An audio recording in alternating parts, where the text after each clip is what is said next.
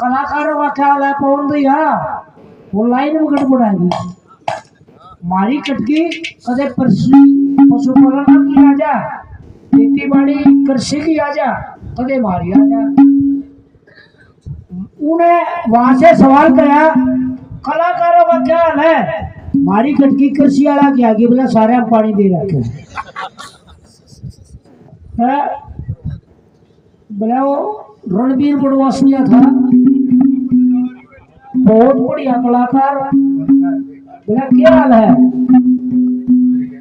बोला सूखी तोड़ी को ना खाता खड़बला नहीं पड़ा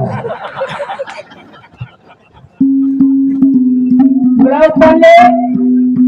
बोला सीख वकीले पड़ गए थे झारखंड मेरे बेचे और वह सरिता चौधरी